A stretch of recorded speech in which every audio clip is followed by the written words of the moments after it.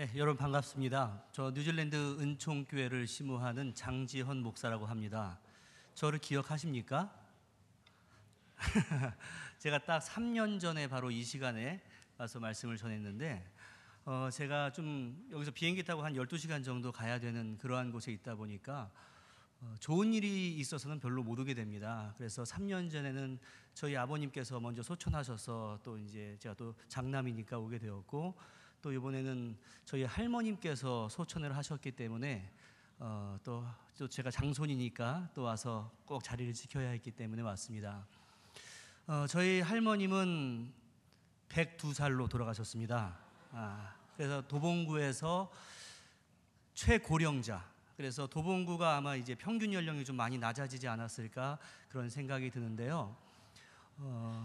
뭐 저희 할머니 연세가 많았다 이걸 말씀드리는 것이 아니라 저희 할머님께서 크리스찬이 되셔가지고 아주 옛날에 크리스찬이 되셔가지고 저희 할아버님과 이제 결혼을 하셨습니다. 두 분이 이제 교회를 열심히 섬기셨어요. 그 두 분 사이에서 자녀가 탄생이 됐는데 자녀가 8명이 탄생이 됐습니다. 네, 고모님 6분, 저희 아버님, 작은아버지 6분이 탄생이 됐고, 그분이 이제 결혼을 하셨으니까 8 곱하기 12 하면은 16명. 그렇죠? 16명 했는데 그 밑에서 자손이 태어났습니다. 쫙. 그게 저예요. 그리고 그 밑에서 자손끈이 또 태어났습니다. 이제 제 아들 때 이렇게 되겠죠. 그래서 이번에 저도 세어보지 않았는데 이번에 장례를 거치면서 쭉 세보니까 98명이라고 하는 자손이 그 두 부부 사이에서 이렇게 나왔습니다. 할렐루야. 근데 이거보다 더 감사한 것은 무엇인가 하면 그 98명의 자손이 많아졌다가 중요한 게 아니라 그 98명 가운데 예수님을 믿지 않는 분이 한 명도 없다. 이것이 더 감사의 제목입니다.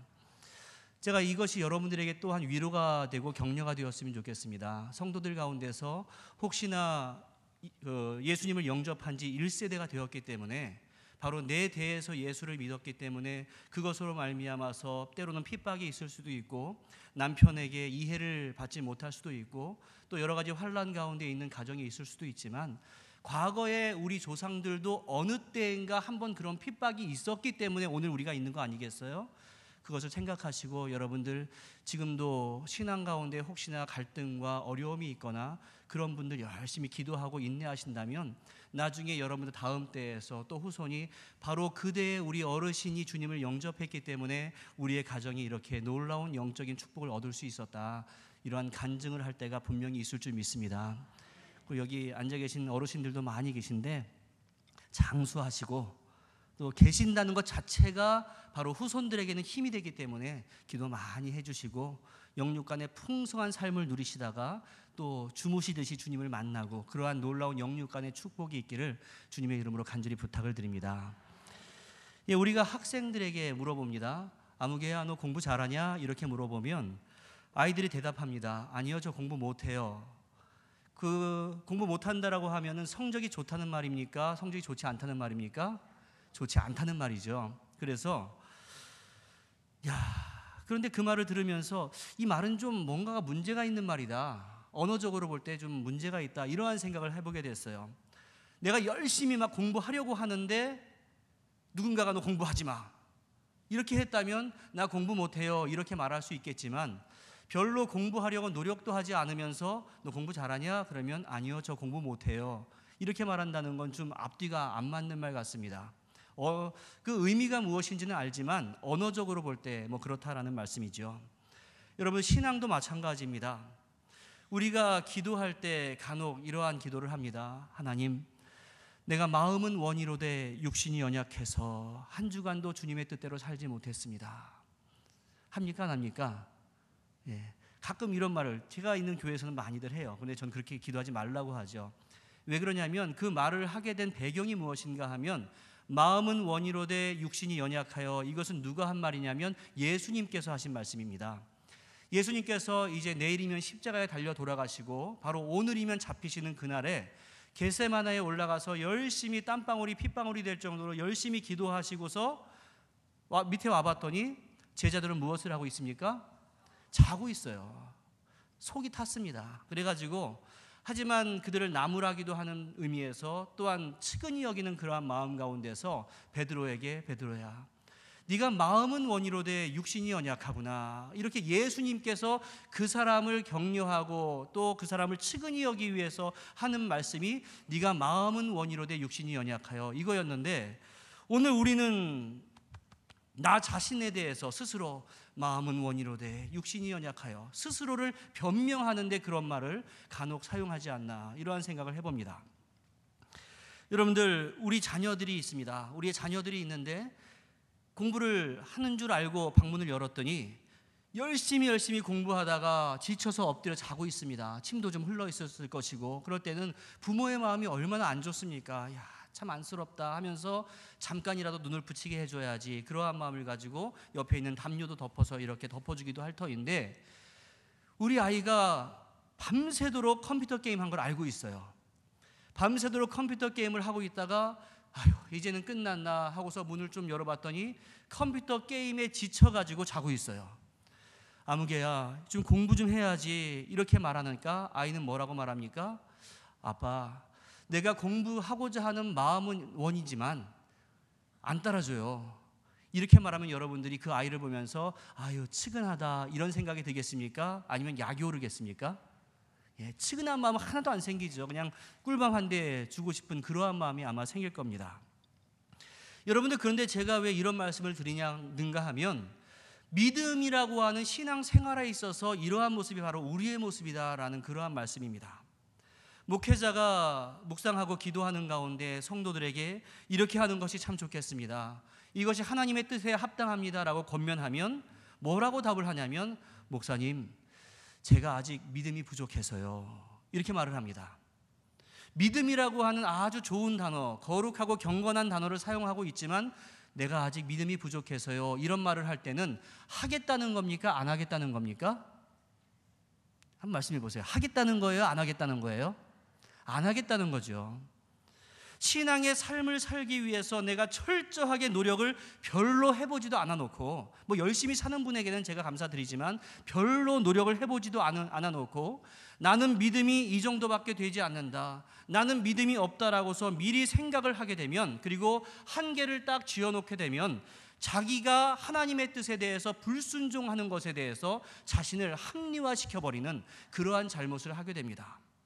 그리고서는 성경 말씀에서는 뭐라고 말씀하든지, 목회자가 강단에서 뭐라고 선포하든지, 목회자가 개인적으로 뭐라고 권면하든지 아무 상관이 없습니다. 꼼짝하지 않습니다.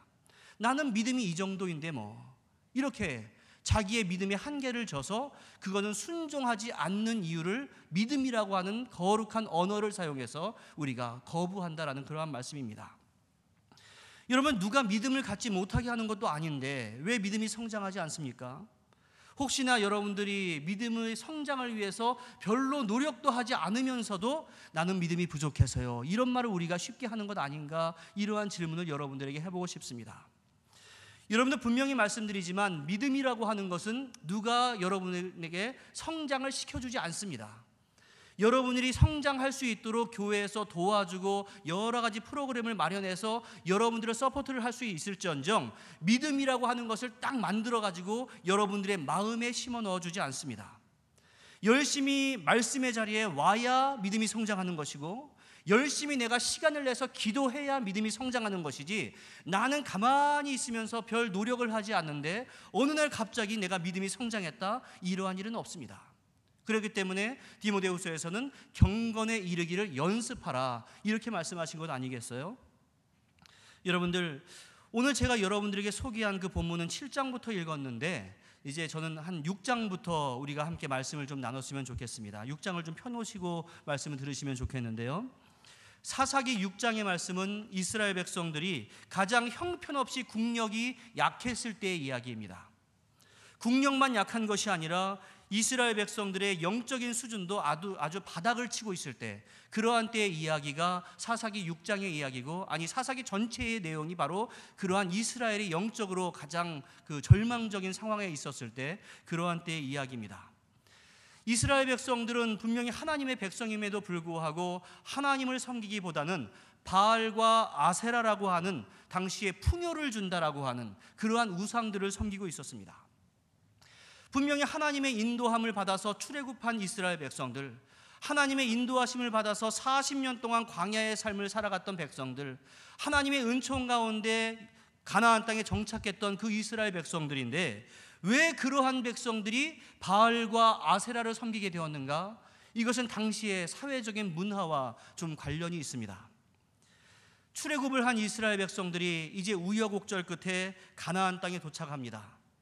지금까지는 하나님께서 그들에게 만나와 메추리락이라고 하는 그러한 양식을 공급해 주셨기 때문에 그들은 아무런 농사를 짓지 않았어도 먹고 사는데 걱정을 하지 않고 살았습니다. 그런데 이제 가나안 땅에 도착을 합니다. 그들에게 당장 무엇이 필요했는가? 농사를 지어서 이제 먹고 살아야 하는 문제가 이제 그들에게 앞에 닥쳤습니다.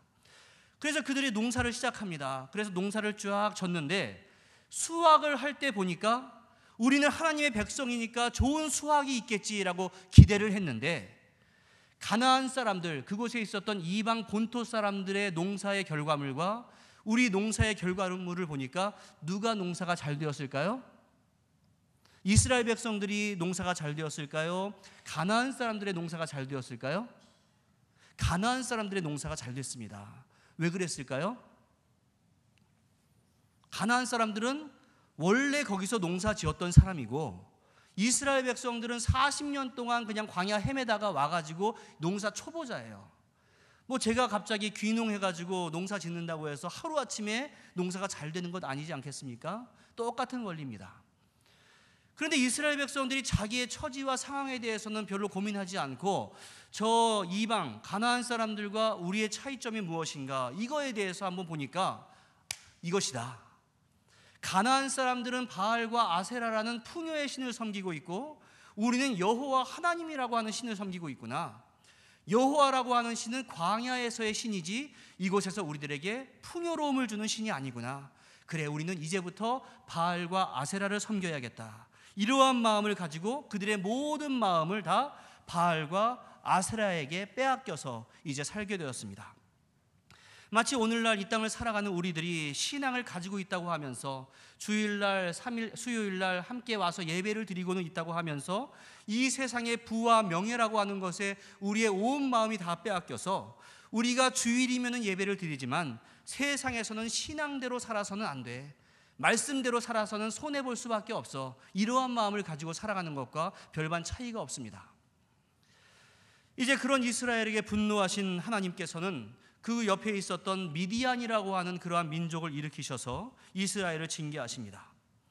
이스라엘 백성들이 농사를 지으면 그들이 다 빼앗아 갑니다. 이스라엘 백성들이 가축을 키워놓으면 그들이 다 빼앗아 갑니다. 심지어 파종할 때 씨를 뿌릴 때가 되어서도 그들이 와가지고 이스라엘 백성들의 모든 씨앗을 다 빼앗아 갔기 때문에 심지어 농사의 근본조차도 할 수 없는, 그래서 완전히 알거지 신세가 되게 만드는 그러한 것이 바로 미디안이 이스라엘을 괴롭혔던 그러한 방법이었습니다. 그러한 고난이 그들에게 계속되자 그제야 이스라엘은 하나님께 부르짖습니다. 하나님, 잘못했습니다. 용서해 주세요. 이제 그들이 하나님께 부르짖자 하나님께서는 이스라엘이 고난당하는 이유를 그들에게 말씀을 해주시는데 사사기 6장 10절의 말씀을 보면 이렇게 말씀을 합니다. 너희가 왜 고난당하는 줄 아느냐? 너희가 내 목소리를 듣지 않았기 때문이다. 이렇게 말씀을 합니다. 너희가 지금 고난당하고 있는 것은 내 말에 순종하지 아니하고 우상을 섬겼기 때문이다. 이러한 뜻입니다. 이제 이스라엘 백성들은 왜 자신들이 고난을 당하게 되었는지 그 분명한 이유를 알게 되었습니다. 그리고 이 부르짖는 기도를 통해서 하나님께서는 이스라엘 백성들이 고난당하는 이유를 가르쳐 주셨을 뿐만이 아니라 그리고 그 해결책을 이제 제시해 주십니다. 그런데 그 해결책의 시작은 무엇이었는가 하면 바로 사사 기드온을 세워주신 그러한 일이었습니다. 우리가 함께 읽은 본문이 이제 기드온에 대한 스토리가 쭉 진행되는 그러한 것입니다. 그런데 우리가 잘 알고 있는 그 사사 기드온은, 용사 기드온은 처음부터 영웅이 아니었습니다. 사실 사사기에 나와 있는 모든 그 사사들이 처음부터 영웅의 모습을 갖고 있었던 그러한 영웅의 풍모가 있었던 것은 아니었습니다. 어떤 사람은 전쟁에 앞장서서 나가지 못할 만큼 노인이었고, 어떤 사람은 오른손을 쓸 수 없는 장애인이었고, 어떤 사람은 가정에서 버림받았던 사생아였고, 어떤 사람은 당시의 문화 가운데서 아무것도 할 수 없는 여자였고, 어떤 사람은 전쟁과 상관없는 농부였고, 어떤 사람은 성중독자였습니다.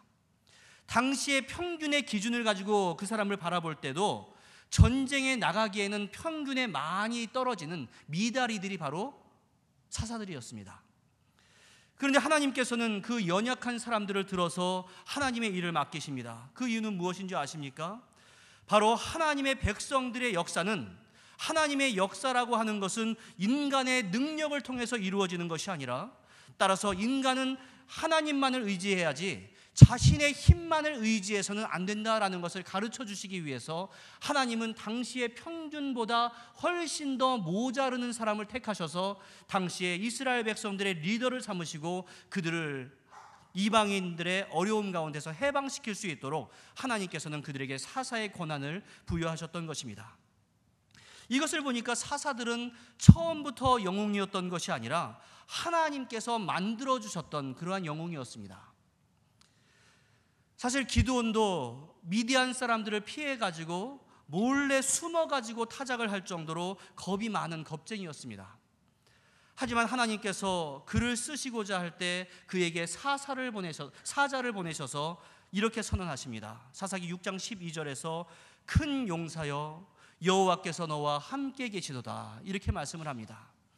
이스라엘 백성들의 눈에 볼 때도, 기드온 스스로의 눈으로 볼 때도 자기는 정말로 겁장이어서 아무것도 할 수 없는 사람인데 하나님은 그에게 뭐라고 불러주시냐면 큰 용사여, 이렇게 불러주십니다. 한번 옆에 분들 한번 보시기 바랍니다. 한번 이렇게 보면은 째려보는 거기 때문에 고개를 돌리셔서 한번 보세요. 용사의 풍모가 보입니까? 예?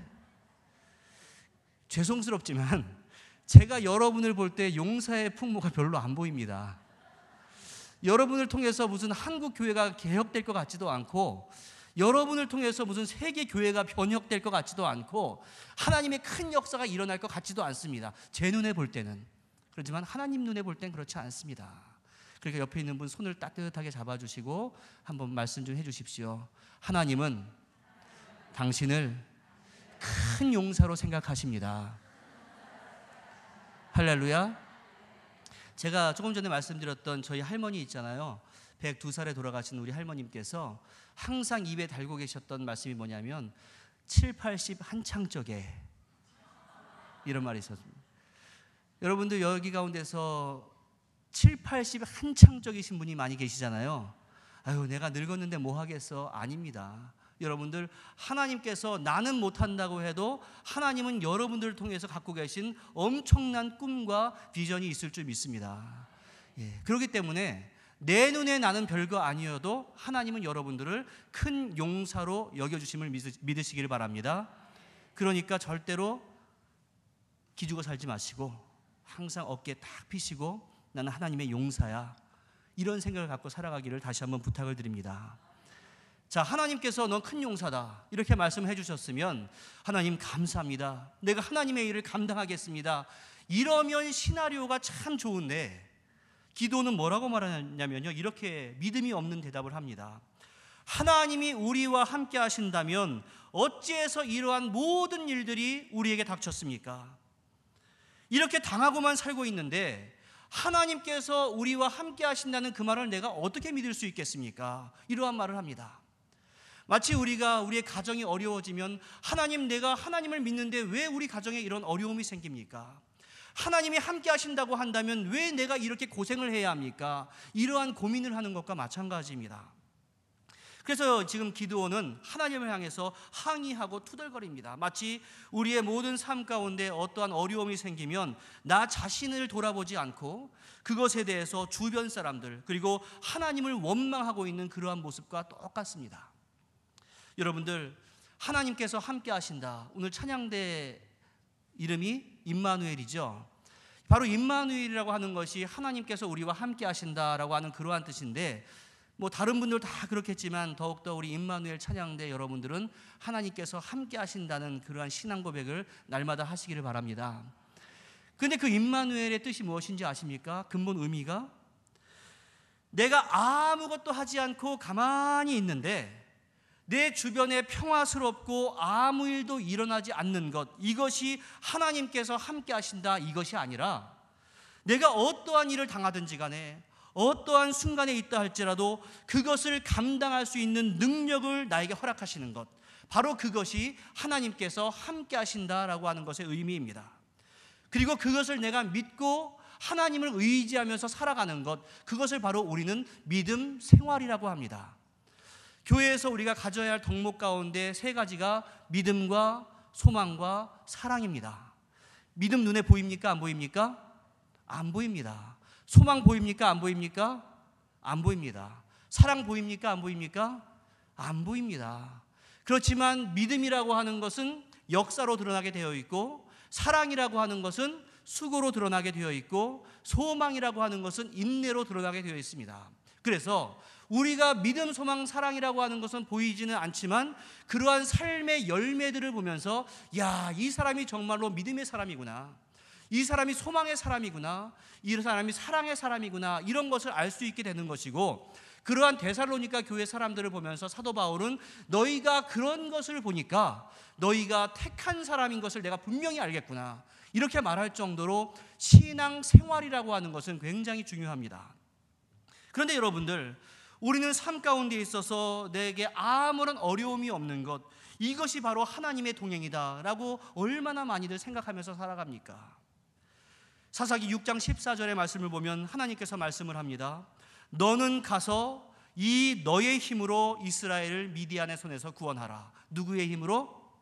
이 너의 힘으로 구원해라, 이렇게 말씀을 합니다. 기드온은 지금까지 하나님께서 함께 하신다라고 하는 것은 나는 가만히 있어도 하나님께서 천군 천사를 보내주시든지 갑자기 벼락이나 어떠한 기적이 생겨서 미디안이 확 갑자기 없어지는 것, 이것을 바로 하나님께서 함께 하시는 것이다, 이렇게 생각을 했습니다. 그렇지만 주님께서는 분명히 뭐라고 말씀하시냐면 너의 힘을 가지고 이스라엘을 구원하라, 이렇게 말씀을 합니다. 그리고 그 이면에 있는 뜻은 무엇인가 하면 네가 너의 힘을 가지고 움직이기 시작할 때 내가 너와 함께 하겠다, 이 말씀입니다. 사랑하는 성도 여러분, 하나님께서 함께 하겠다, 더 이상 우리에게 필요한 것이 무엇이 있겠습니까? 하나님께서 나와 함께 하신다라고 하면 승리라고 하는 것은 이미 따놓은 당상입니다. 그런데 우리는 하나님의 동행이라고 하는 것을 오해해서 내가 먼저 아무것도 하려고 하지 않습니다. 하나님께서 나에게 좋은 사람을 보내주시든지, 하나님께서 이 경제 상황을 갑자기 좋아지게 만들어주시든지, 나의 삶 가운데 어떤 획기적인 일이 생겨야 하나님이 함께 하시는구나, 이러한 생각을 합니다. 물론 여러분들 그러한 방법으로 하나님이 역사하실 수도 있습니다. 하지만 그것이 전부가 아닙니다. 내가 움직이기 전에는 아무것도 일어나지 않는 때가 많이 있습니다. 공부를 못하는 것이 아니라 안 하고 있는 것처럼 믿음의 증거를 보기 위한 행동을 내가 못하는 것이 아니라 전혀 하고 있지 않습니다. 우리는 여러분들 믿음을 가지고 행할 수 있어야 합니다. 그래야 그제서 하나님께서 일을 어떻게 펼쳐나가시는가, 이것을 우리가 목격을 할 수 있습니다. 여러분, 나오미하고 룻을 아십니까? 룻기에 나와 있는 룻기의 주인공 룻과 나오미, 그 사람들이 자기가 머무는 그 고향 땅에서 먹고 살기 어려워지니까 그 이방 땅으로 갑니다. 근데 그곳에서 이민 간 거죠. 잘 됐으면 좋겠는데 그곳에서 남편도 잃게 되고 그곳에서 다 잃어버리고 돌아오게 됩니다. 돌아와서 처음에는 아무것도 할 수 없었습니다. 그래가지고 시어머니와 며느리가 집안에 들어가가지고 이불 뒤집어 쓰고서 아유, 이제 어떻게 살아야 하나 고민을 했습니다. 이불 뒤집어 쓰고 고민하고 있을 때 아무 일도 일어나지 않았습니다. 그냥 고난뿐이었습니다. 그런데 하나님의 역사와 하나님의 일은 어떻게 시작되었는가? 룻이 바로 그 순간에 그곳에 머물지 않고 문을 박차고 나가서 밭에 나가서 일하기 시작했을 때부터 바로 하나님의 역사는 이제 펼쳐지기 시작을 합니다. 여러분들, 처음에는 미약했지만 하나님에 대한 믿음이 생겼던 그 기드온은 이제서야 하나님이 맡겨놓으신 일을 감당하게 되는데, 그것의 처음은 무엇이었는가 하면 지금까지 이스라엘 백성들의 마음을 온통 빼앗아가고 있었던 우상 바알과 아세라의 제단을 파괴하는 것이었습니다. 지금 우리가 쉽게 바알과 아사라의 제단을 파괴했다 이렇게 말씀하지만 당시에 이스라엘의 모든 사람들이 그것에 의지하고 있었기 때문에 그것은 목숨을 걸어야 하는 굉장히 위험한 일이었습니다.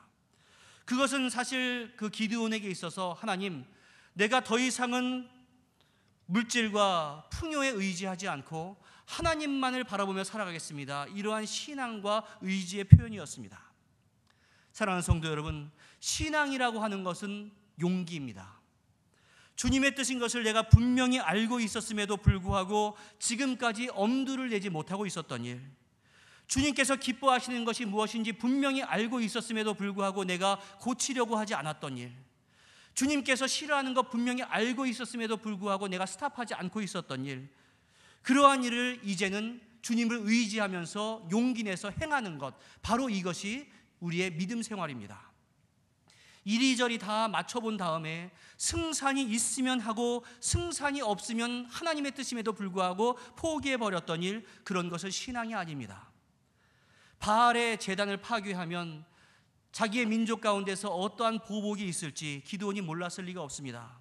예전 같았으면 행할 수 없는 일이었습니다. 하지만 주님께서 함께 하시는 것을 알았기 때문에, 그리고 그 일을 행하는 것이 주님이 기뻐하시는 일을 알았기 때문에 그는 당장의 목숨의 위협에도 불구하고 그러한 일을 실제적으로 행해 나갑니다. 과거에 있어서 기드온은 자기의 목숨만 부지할 수 있으면 비굴해져도 괜찮은 사람이었습니다. 하지만 그에게 하나님께서 함께 하시자 그 용기 없고 비굴했던 사람에서 죽으면 죽으리라 라고 하는 신앙에 도전을 할 수 있는 그러한 사람이 되어가고 있었습니다. 그리고 그 사람이 어떤 별명을 얻게 되었느냐, 바알과 싸우는 사람, 이러한 별명으로 여룻바알이라고 하는 별명을 얻게 되었습니다. 바알과 싸우는 사람, 여룻바알. 그럼 세상과 싸우는 사람은 어떻게 할까요? 말을 여룻 세상. 돈과 싸우는 사람, 여룻 돈. 명예와 싸우는 사람, 여룻 명예. 쉽죠? 바로 여러분들이 여룻 사람, 여룻 명예, 여룻 돈, 여룻 물질, 이런 사람들이 되었으면 좋겠습니다. 숨어서 타작을 하고 있었던 기드온을 점점 키우셔서 여룻 바알을 만드시더니 하나님께 순종하는 그에게 하나님은 뜻밖의 많은 사람들 32,000명이라고 하는 그러한 군인들을 붙여주십니다. 물론 눈앞에 있는 적군 135,000명에 비해서는 4분의 1밖에 되지 않은 정말로 적은 숫자입니다. 하지만 그동안 움츠리고서 아무 일도 하지 않고 있었던 그 이스라엘 백성들에게 32,000명이라고 하는 그러한 숫자는 굉장히 고무적인 숫자임에는 틀림이 없었습니다. 게다가 하나님께서 함께 하시겠다라고 하는 그러한 약속도 있었습니다. 이제는 기드온의 심령 가운데 그래, 이제는 한번 해볼 만하다, 이러한 마음이 생겼습니다. 그래서 막 전쟁에 나가려고 하는데 하나님의 음성이 들립니다. 사사기 7장 2절 말씀에서 너를 따르는 백성이 너무 많다, 이렇게 말씀을 합니다. 너를 따르는 백성이 너무 많다. 여러분, 무슨 소리입니까? 눈앞에 13만 5천 명이라고 하는 그러한 적군에 비해서 4분의 1밖에 되지 않는데 너를 따르는 백성이 너무 많다, 이렇게 말씀을 합니다. 한 사람이라도 사람의 힘을 보태야 우리가 이길 것 같다, 이러한 생각을 하고 있는 이때에 하나님은 너희의 숫자가 너무 많다, 이렇게 말씀을 합니다. 지금까지 이스라엘 백성들이 기죽어 살 수밖에 없었던 이유는 그들에게 숫자도 부족하고 힘도 부족하고 그래서 용기도 없었던 것이 사실이었습니다. 그런데 이제는 32,000명이 모여서 겨우 해볼 만하다라는 마음이 생겼는데 하나님은 너무 많다, 이렇게 말씀을 합니다. 그리고 그 이유가 무엇인지 아십니까? 7장 2절 하반절에 이렇게 되어 있습니다. 이는 이스라엘이, 여기서부터 한번 같이 한번 읽어주시겠습니까? 시작. 이는 이스라엘이 나를 거슬러 스스로를 자랑하기를 내 손이 나를 구원하였다 할까 함이니라. 쉽게 말해서 네가 32,000명 데리고 나가서 전쟁에 승리하면 네가 잘나서 이긴 줄 알까 봐 나는 너희들 사람 너무 많다, 이렇게 말하는 것이다, 이런 의미입니다. 그리고는 너희가 지금까지 32,000명의 사람이 없어서 졌다고 생각하느냐? 아니다. 이미 너희들 가운데서는 미디안을 물리칠 수 있는 그러한 힘이 있었다, 능력이 있었다.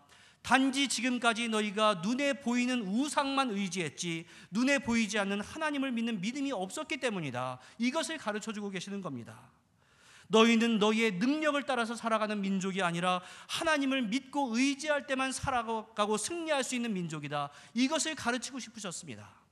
그래서 하나님은 뭐라고 말씀하시냐면 32,000명 가운데 두려워서 떠는 자들은 돌아가라, 이렇게 명령합니다. 두려워서 떠는 자들은 어떤 사람입니까? 자신과 함께하고 계시는 그러한 하나님에 대해서는 잊어버린 채 지금 눈앞에 보이는 13만 5천 명만이 눈에 보이는 그러한 사람입니다. 오늘날 쉽게 말해서 믿음이 없는 사람입니다. 하나님보다는 세상을 두려워하는 그러한 사람입니다. 그래서 3만 2천 명 가운데서 두려워 떠는 사람 돌아가라, 이렇게 말씀을 했더니 몇 명이 돌아갑니까? 2만 2천 명이 돌아갑니다. 그걸 보니까 이스라엘 백성들이 모이라고 하니까 모이기는 했는데 여전히 하나님을 믿지 않고 세상을 두려워했던 사람이 대다수였습니다. 사랑하는 성도 여러분, 하나님에 대한 믿음 없이 눈앞의 현실에 굴복하고 해보지도 않고 포기해버리는 사람은 하나님의 은총을 경험하고 목격할 수 있는 그러한 기회를 잃어버리는 사람입니다. 여러분들 마찬가지입니다. 우리가 하나님에 대해서 전폭적으로 신뢰하지 못하고 현실이 두려워서 일찌감치 포기해버리면 하나님의 멋지고 놀라운 일들을 경험해 보지도 못하고 하나님의 역사에 있어서 동반자가 되어보지도 못합니다. 신앙생활이라고 하는 것이 얼마나 절묘한 역사가 일어나는지, 신앙생활이라고 하는 것이 얼마나 멋진 일인지 그것을 체험해 보지도 못하고 미리 포기해버리는 그러한 사람으로 전락을 해버리고 맙니다. 자, 이스라엘 군대 3만 2천 명 가운데서 2만 2천 명이 돌아갔으니까 몇 명 남았습니까? 10,000명 남았습니다. 3만 2천 명에 비해서 3만 2천 명이라 할지라도 13만 5천 명에 비하면 정말로 부족한 숫자인데 하나님은 그 숫자마저도 10,000명으로 줄여버리십니다. 기드온은 정말로 힘이 빠졌을 겁니다. 그런데 하나님은 다시 한번 기드온에게 말씀합니다. 백성이 아직도 너무 많다. 아직도 많다.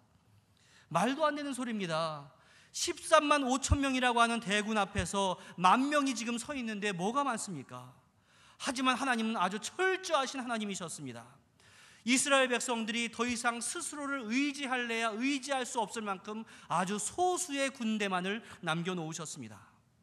이제 하나님께서는 하나님의 방법을 가지고 10,000명에서 300명을 추려가시는데 어떤 방법이냐면 우리가 너무나 잘 알고 있는 물을 떠서 마시는 그러한 방법이었습니다. 그래서 9,700명과 300명이 나뉘는데 시냇가에 데리고 갑니다. 시냇가에 데리고 가서 물을 먹게 해서 손으로 떠서 이렇게 먹는 사람은 한편에 놓고 무릎을 꿇고서 개처럼 핥아서 물을 마시는 사람은 한편으로 놓고 했더니 한쪽 편에는 300명, 한쪽 편에는 9,700명의 사람이 이렇게 나눠졌습니다. 이제 여러분들 퀴즈입니다. 상품은 없습니다. 여러분들 물을 이렇게 떠서 마시는 사람과 무릎을 꿇고서 직접 거기다가 입을 대고 마시는 사람과 누가 싸움을 잘하겠습니까? 자, 300명이 이렇게 떠서 마시는 사람이 싸움을 잘할 것이다 라고 생각하시는 분들은 한번 손을 한번 들어주십시오. 손 안 드는 건 없습니다. 손 들어주십시오. 예, 이 정도.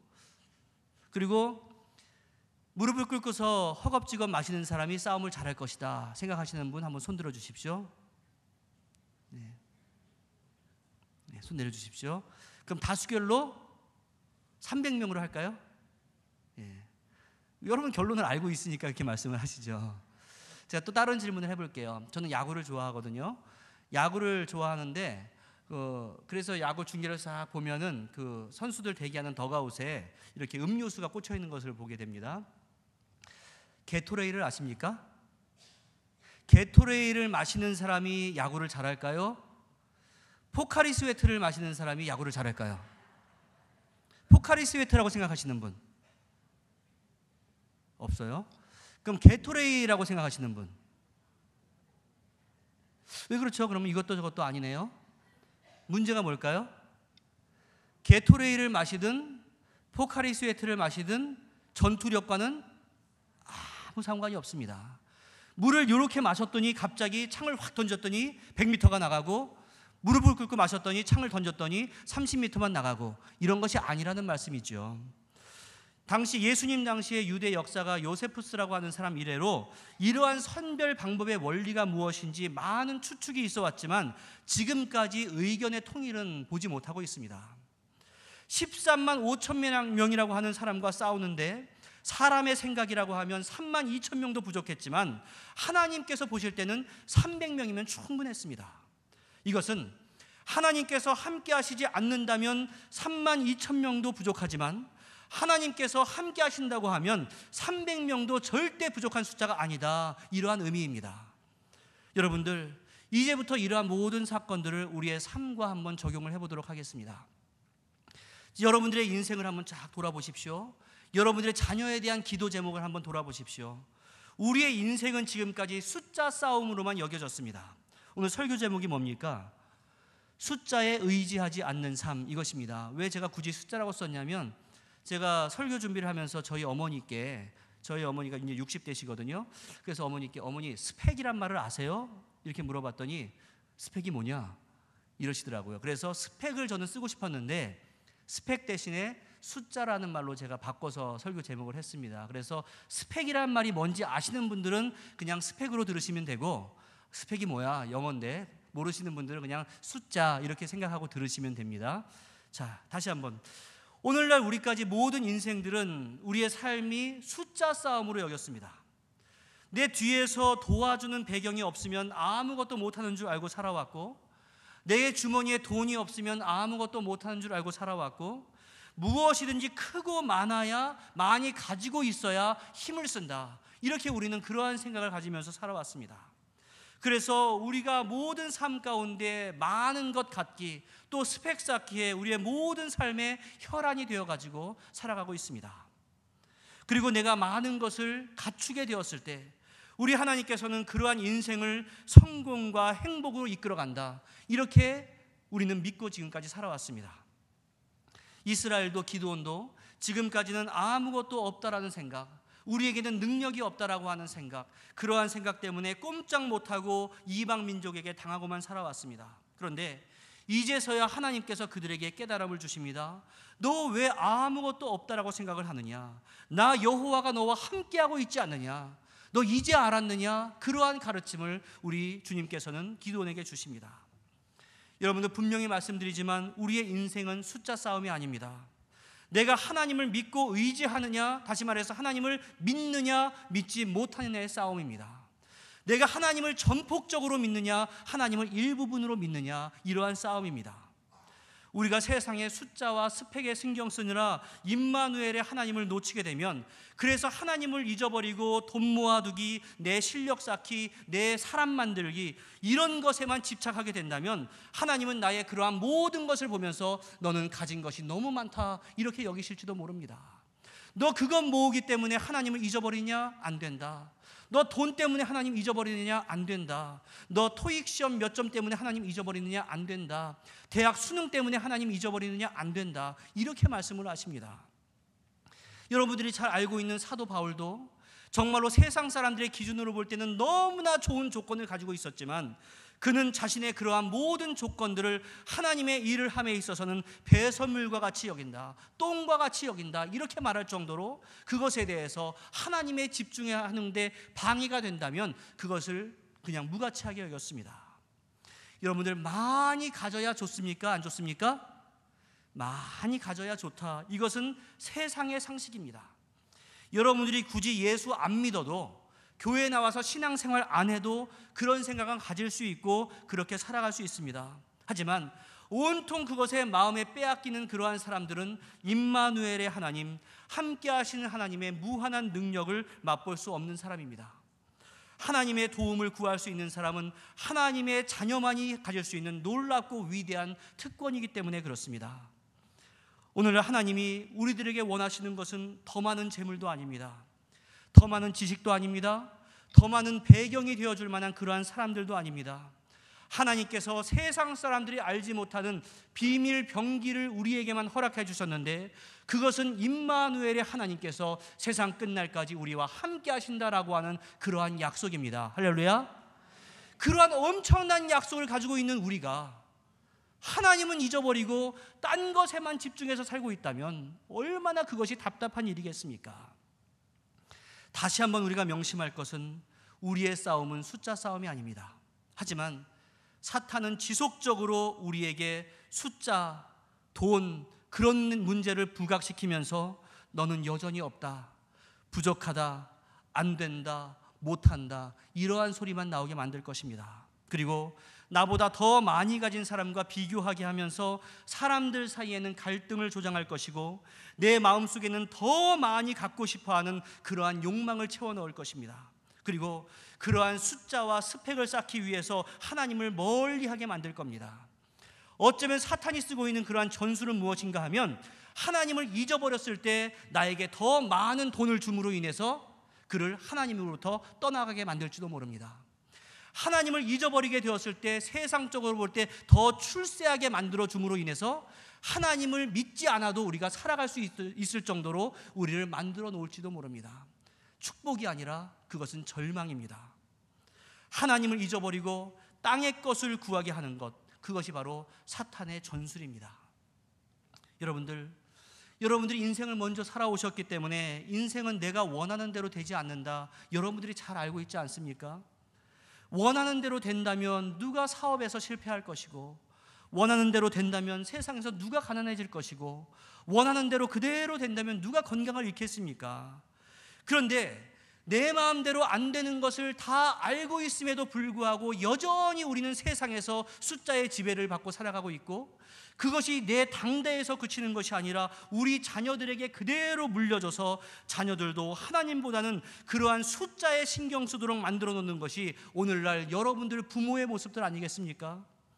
만약 그러다가 우리의 자녀들이, 우리의 가족들이 주님을 잃어버리게 된다면 도대체 하나님 앞에 섰을 때 그 책망을 어떻게 감당을 하시겠습니까? 우리는 숫자와 스펙이 아니라 가장 우선적으로 주님을 먼저 바라볼 수 있어야 합니다. 여러분들, 오늘날 여러분들이 살고 있는 이 대한민국의 중고등부 학생들, 특별히 고등부 학생들의 교회 출석률이 몇 %인지 아십니까?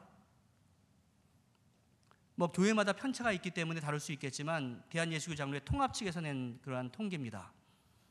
한번 추측을 해보세요. 몇 %일 것 같으세요? 자그마치 2%입니다. 제가 있는 모교에도 이쪽 지역에 있고 그래서 저 별로 실감이 안 나는데, 제가 지난주 중에 한국에서 사교육의 특구라고 하는 대치동에 있는 친구를 만났어요. 교인 1200명, 고등부 출석 10명. 엄청난 일입니다. 여러분들, 내가 뉴질랜드에 있을 때 그러한 소식을 접하고서 집에 와가지고 사모하고 이야기를 했어요. 야, 한국 교회가 좀 이렇다는데 어떻게 된 것인가 그랬더니 사모가 저한테 딱 정리해 주더라고요. 아이가 2% 출석한다라고 한다면 그것은 부모 가운데서 진짜 신자가 2%라는 거 아니겠어요? 이런 말을 하더라고요. 여러분, 그렇지 않습니까? 오직 예수님만이 길이요 진리요 생명 되신다는 것을 중심에 절대적으로 믿고 있는 그 부모가 어찌 주일에 아이를 교회 안 보내고 학원으로 돌리겠습니까? 무슨 배짱을 가지고 아이들을 교육하는지 모르겠습니다. 오늘날 한국, 대한민국에 하나님보다 똑똑한 부모들이 얼마나 많이 있는지 몰라요. 하나님이 키워주셔야 분명히 잘 된다는 것을 알고만 있지 믿지 않아서 내가 디자인하고 내가 키워야 하나님이 키워주는 것보다 훨씬 더 잘 되는 것으로 생각하고 그대로 아이들을 세상에 방치해 놓고 있습니다. 여러분들, 어떤 분들이 얘기해요. 목사님은 뉴질랜드에 살아가지고요, 한국 사정 몰라서 그래요, 이런 말을 하시는 분 있어요. 물론 전 뉴질랜드 삽니다. 뉴질랜드 아이들 정확히 말씀드려서 여기 애들보다 공부 덜 합니다. 초등학교 1학년도 9시에 학교 가서 3시에 집에 오고, 고3도 9시에 가서 3시에 집에 옵니다. 굉장한 나라죠.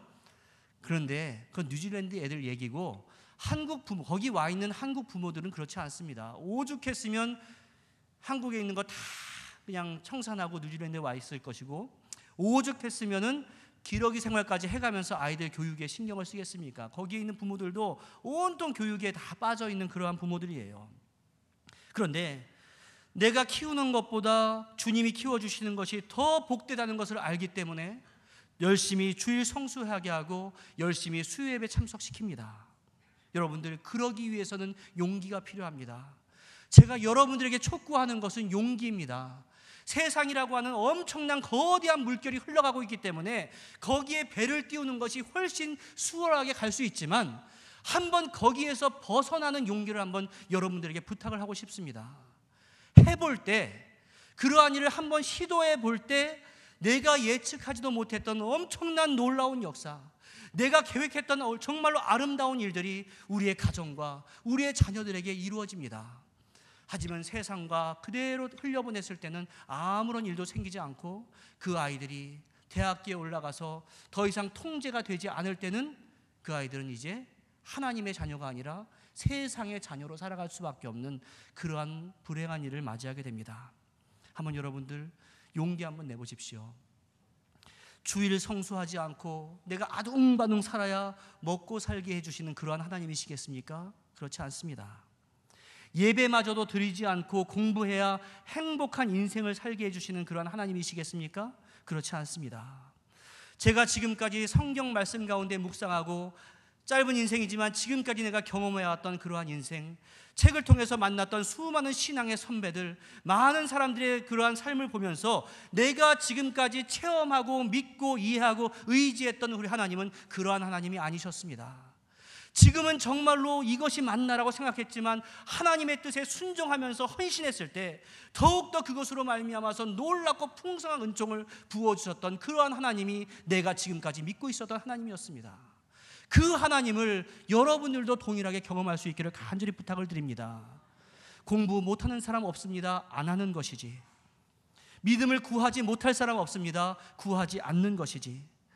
온통 숫자와 스펙에 관심을 꽂고 살아가는 이 세상 가운데서 바로 이 자리에 앉아있는 여러분들만이라도, 우리 해성교회 성도들만이라도 그 숫자에만 의지하지 않고 주님 한 분만으로 만족하며 바로 그 주님으로 인해서 승리하면서 살아갈 수 있는 여러분 모두가 다 될 수 있기를 주님의 이름으로 간절히 축원합니다.